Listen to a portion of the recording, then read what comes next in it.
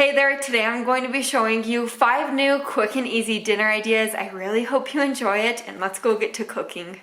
To get us started off today, we are making this cheesy chicken enchilada soup. So on my cutting board right here, I'm just going to dice up 1 onion into smaller pieces. Now that I'm through with that, over to my large Dutch oven on the stove, I'm pouring a tablespoon of olive oil in there. Once my oil is hot, I'm adding the onion. Stir the onion around until it starts to get soft. Now it's time to add in our seasoning, so you'll just want to add in about a teaspoon of salt, a teaspoon and a half of chili powder, a teaspoon of cumin, and then give this a really good stir. And then after that, go ahead and add in a tablespoon of minced garlic, give it another good stir, and then you'll be adding in your 5 cups of chicken broth, and then bring the chicken broth up to a boil.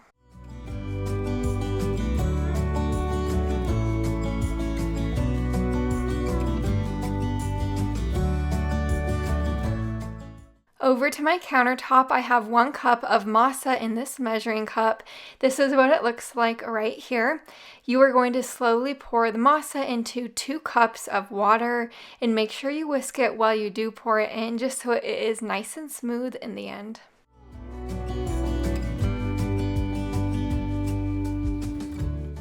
Back over to our soup, you're going to pour in that masa mixture right now, along with 1 can of red enchilada sauce. After that, go ahead and add in a little under a pound of Velveeta. I did cube my Velveeta into smaller pieces.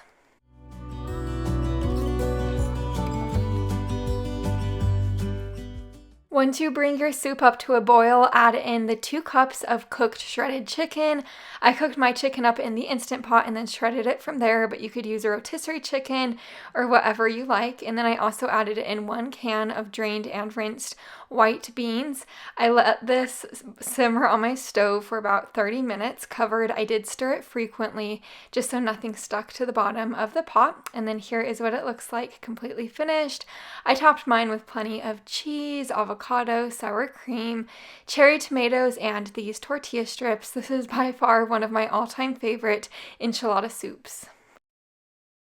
Now we're making oven-baked chicken parm. You might have seen me make this previously on my channel, but I love making it for my family, so I'm going to show you how to do it.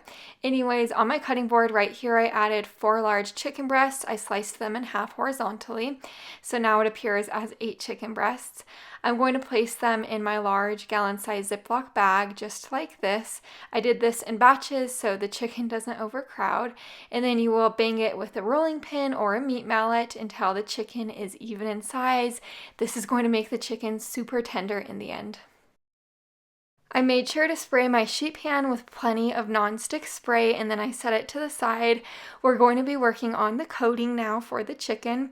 In this one bowl, I added a 1.5 cups of panko breadcrumbs, along with a 1/2 cup of Parmesan cheese, a dash of salt and pepper, a 1/2 teaspoon of oregano, and then a dash of garlic powder. Stir this all together.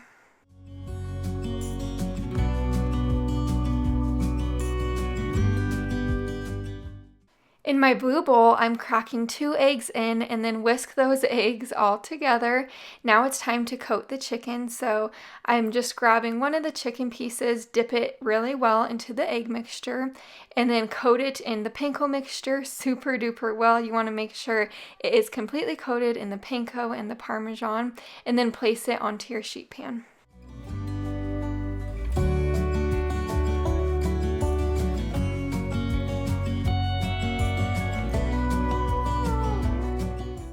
My chicken baked in the oven on 450 degrees for about 25 minutes. While the chicken is baking away in the oven, we are going to start on the marinara sauce and the noodles. So I'm just using this jar of marinara sauce to make everything easy. I poured it into my pot and I let it warm through. And now into this pot of boiling water, I added a pound of fettuccine noodles, or you could use spaghetti noodles, just whatever you have on hand. I let those cook away while my chicken was cooking, but after the 25 minutes of cooking the chicken in the oven, I flipped it and then I poured a little bit of the marinara sauce that we had in the pot on top, and then I placed a slice of mozzarella cheese on top of that. I placed this back in the oven to bake for an additional 3 minutes, and then I put the broiler on for the end for an additional minute.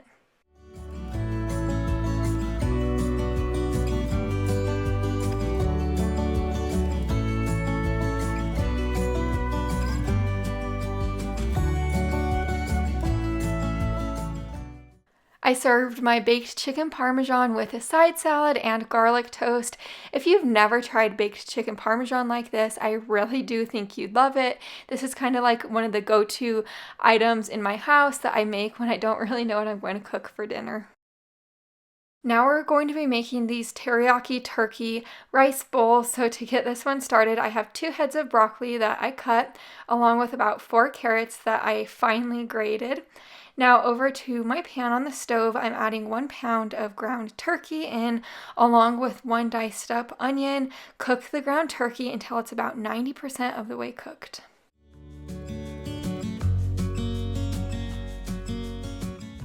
While our turkey is cooking, I'm going to start on the sauce. So in this little bowl, I added a 1/2 cup of low sodium soy sauce, 1/4 cup of water, a 1/2 tablespoon of red wine vinegar, a tablespoon of brown sugar, and a tablespoon of normal sugar. And then you are going to whisk this all together and then set it to the side. You'll need it for the end.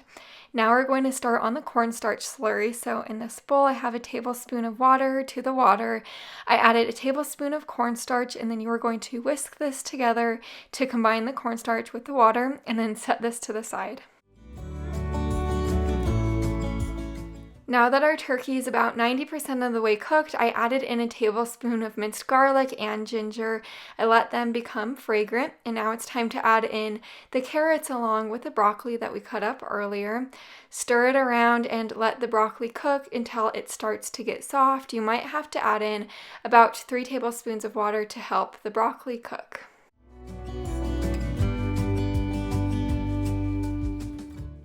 After about 7 minutes of cooking my broccolis to the softness that I like it to be, so I added in the sauce along with the cornstarch slurry that we made up.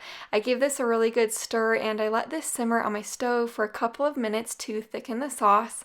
Once the sauce thickened, I served it up over a bed of brown rice with sesame seeds over the top. This is a really unique type of meal. I've never had anything like this before. It is super duper good. We really loved it. Now we're making shepherd's pie, and it is total comfort food for me. In my pan right here, I have a pound of ground beef. I'm breaking the ground beef up and then adding about 2 cups of carrots that I sliced and 1 onion that I diced. I let the ground beef cook through, and then I removed any excess grease. After that, it is time to add in your seasoning, so go ahead and add in a dash of salt and pepper, about 2 teaspoons of dried parsley, a teaspoon of dried rosemary, and then a teaspoon of thyme. Stir this all together.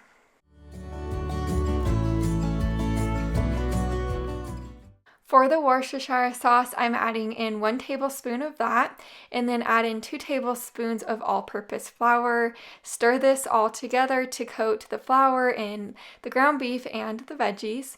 Now add in 2 tablespoons of tomato paste, and then give this another good stir to combine the tomato paste with the rest of the ingredients. Now you're going to be wanting to add in 1 cup of beef broth along with 1 cup of frozen peas. Stir this together and then let it simmer on your stove for about 5 minutes. While we have that simmering away, we're going to finish up our mashed potatoes now. So in my Instant Pot right here, I cooked up about a pound of red potatoes that I peeled and cubed. Now that the potatoes are cooked, I mashed them up, and now I'm going to be adding about a tablespoon of butter along with about 1/4 cup of milk in. I gave this a really good stir and let the mashed potatoes get nice and creamy, and then it is ready to assemble our shepherd's pie. I pulled out my large baking dish and made sure to spray it with nonstick spray, and then I added the ground beef shepherd's pie filling right in there. I spread it out as even as possible, and then right on top of that, you are going to be adding the mashed potatoes that we just made up in the Instant Pot. I sprinkled the top with about 1.5 cups of shredded sharp cheddar cheese, and then this went in my oven to bake on 400 degrees for about 25 minutes, and here is the finished product. Shepherd's pie is one of those things that I've been making for years and years. It's so simple to throw together, and it is a great hearty meal that will leave you full for hours, and it's delicious. I was really wanting breakfast for dinner on this particular night, so I decided to make German pancakes. To my 9x13 baking dish, I am adding 5 tablespoons of butter, and then I'm going to put this in my oven that's preheating to 425 degrees to melt the butter. Now into my blender, or you could use a food processor, I added 6 eggs along with 1 cup of milk and then 1 cup of all-purpose flour. You'll add a dash of salt with 1 teaspoon of vanilla extract, and then you are going to blend this all together. Don't whisk this. You don't want to whisk this by hand or anything like that, or else your German pancakes won't fluff up properly.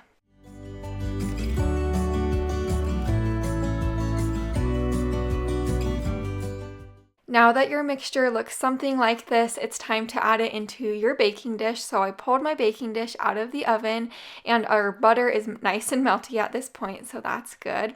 I poured the batter right in there, and this will bake for about 22 to 27 minutes, or until your German pancakes fluff up. I like to top mine with a little bit of powdered sugar, maple syrup, and fresh berries. This is my all-time favorite pancake recipe. It is so simple to throw together, and my family loves it. I hope you enjoyed today's video, and I would really love to have you here, so go ahead and subscribe down below the video. I'll see you in the next one. Bye for now.